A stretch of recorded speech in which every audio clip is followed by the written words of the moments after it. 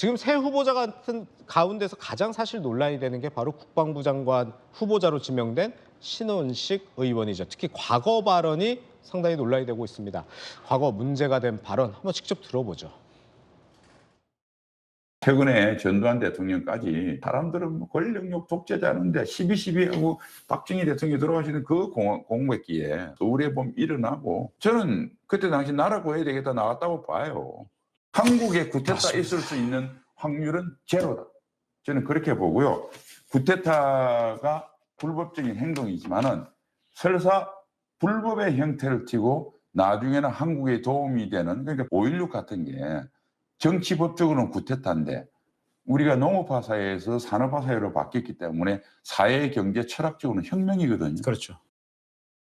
김관성 변호사님 지금 같이 들어보셨는데 뭐 12.12 발언, 5.16 발언이 지금 상당히 논란이 되고 있는데 어떻게 보시나요? 지금 논란이 되고 있는 발언이 이제 몇 가지가 있죠. 네. 이제 쿠데타와 관련해서 그렇죠. 12.12 쿠데타를 굉장히 정당화시켰어요. 예. 그리고 이제 박근혜 대통령에 대한 탄핵도 자체도 이제 잘못된 거라는 거 아닙니까? 그래서 그 당시에 이제 촛불 집회를 굉장히 폄하를 했었고, 그다음에 문재인 대통령에 대한 좀 막말을 했었죠. 수위가 높죠, 그거는. 이걸 자체를 이제 본인은 그런 얘기를 하는 것 같아요. 그 전에는 공인이 아니었다. 그러니까 국회의원 되기 전에 한 행위였다고 이렇게 얘기를 하고 있지만 사실 이제 우리가 볼 때는 굉장히 극우다고 이렇게 볼 수밖에 없고 극우라 할지라도 상당히 이전에 엄청난 국방 분야에서 군인으로서 고위주를 많이 거쳤잖아요. 그런 사람이 과연 저런 말을 할 수 있을까 좀 의아한 측면이 좀 있어요. 그래서 이런 부분에 있어 아마 인사청문회에서 굉장히 많이 논란이 될 거예요. 근데 아무리 국회의원 되기 전에 이런 이야기를 했다 하더라도 지금 굉장히 선을 넘는 부분이거든요. 그래서 아마 인사청문회에서 이 부분을 얘기를 정말 설득력 있게 저는 잘 해야 한다고 봅니다.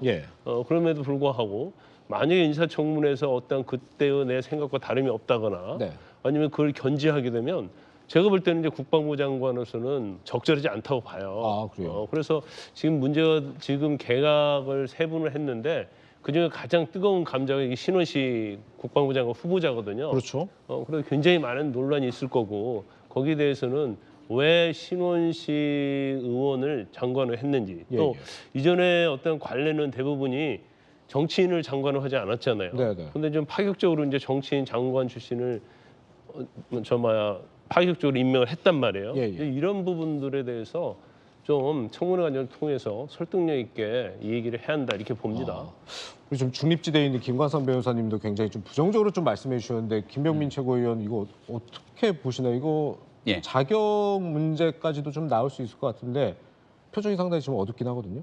청문회 과정에서 아마 야당 입장에서는 신원식 후보자의 과거 발언 등을 소환하면서 이제 정치적인 쟁점화 시킬 것 같다는 생각이 들긴 합니다. 이제 문제의 발언들이 2019년도에 있었던 내용들인데요. 2019년도는 조국 전 장관이 문제가 불거지고 나서 그해 개천절을 중심으로 광화문광장에 굉장히 많은 국민들이 모였을 때입니다. 그때 나서서 무대 연단에 올라서 마이크를 잡았던 많은 정치인들이 있는데 그때 정치인들은 합리적인 중도를 표방하고 지향하는 정치인들도 굉장히 과격한 강성 발언들을 쏟아냈던 때로 저는 기억을 하고 있습니다. 그래서 신원식 의원 같은 경우는 그때 이제 정치를 하기 전에 있었던 일인데 물론 지금 시기에 봐서 굉장히 부적절하다 판단되는 발언들이 다수 있다고 생각합니다. 또 유튜브에 나가서 했던 내용들은 굉장히 긴 시간을 할애해서 유튜브를 얘기하다 보면 이 앞뒤 발언들이 맥락과 좀 다르게 전달될 때도 있을 텐데 지금 시점에서 그때 왜 그런 발언들을 했고 지금의 입장에서 그런 발언들에 대한 주장들이 적절치 않다고 판단된다고 하는 분명한 입장을 아마 신원식 후보자가 밝힐 거라고 생각하고 지금도 아마 그 같은 입장들이 피력하고 있는 거로 알고 있습니다. 다만 이제 국방부 장관의 후보자이기 때문에 특히 2018년도에 9.19 군사 합의로 인해서 사실상 대한민국 안보에 심각한 위기를 초래했다는 것이 전직 이 국방부에 몸을 담았던 장성들의 공통된 목소리이기도 했거든요. 그 당시 이제 문재인 정부를 비판하기 위한 대척점에 서 있었던 점들 하나. 그리고 신원식 의원은 지금 비례대표 의원이지 않습니까? 그 당시에 미래통합당 미래통합당이 아니었죠. 아니, 미래한국당의 비례대표 의원으로 왔는데 일각에서는 강성 발언을 쏟아냈던 일들 때문에 뭐 황교안 대표의 추천으로 비례대표가 된 것 아니냐 얘기하지만 예. 과거에 바른미래당에 몸을 담았을 정도로 유승민 전 의원과 가까웠던 유승민계 추천 등에 대한 언급들이 있는 의원이기도 합니다. 네. 현재까지 비례대표 의원으로서 또 이를 수행해 오고 있는 과정 속에서 그간에 있었던 내용들과 또 본인이 국방 전문가로 해야 되는 역할들에 대한 이 여러 가지 평가들이 존재하고 있는 만큼 네. 국방부 장관 후보자로 지명이 됐으면 어떤 방식으로 윤석열 정부의 이 안보 부분을 책임질 수 있을지에 대한 그 역량, 여기에 좀 집중해서 국민 앞에 설득하는 과정들이 남아 있다고 생각합니다. 그렇군요. 김영민 최고위원께서 이렇게 평가를 해주셨는데 그렇다면 민주당은 실제로는 어떻게 평가를 하고 있는지 민주당의 대변인의 그 논평을 저희가 준비를 해봤습니다. 한번 직접 들어보죠. 윤석열 대통령의 인사 등용이 무리수를 넘어 상식을 파괴하는 수준까지 치닫고 있습니다. 정치 깡패나 할 법한 발언으로 사람들을 선동한 사람을 대한민국의 국방부 장관으로 지명한 것이 맞습니까? 국민을 통합해야 할 윤 대통령이 이런 극단적 정치 성향을 지닌 인사를 지명한 것은 폭주를 계속하겠다는 선언을 함과 동시에 야당에 퇴로 없는 전쟁을 선포한 것입니다. 네, 이에 대해서 신원식 국방부 장관 후보자도 자신이 했던 과거 발언에 대해 직접 설명을 했습니다.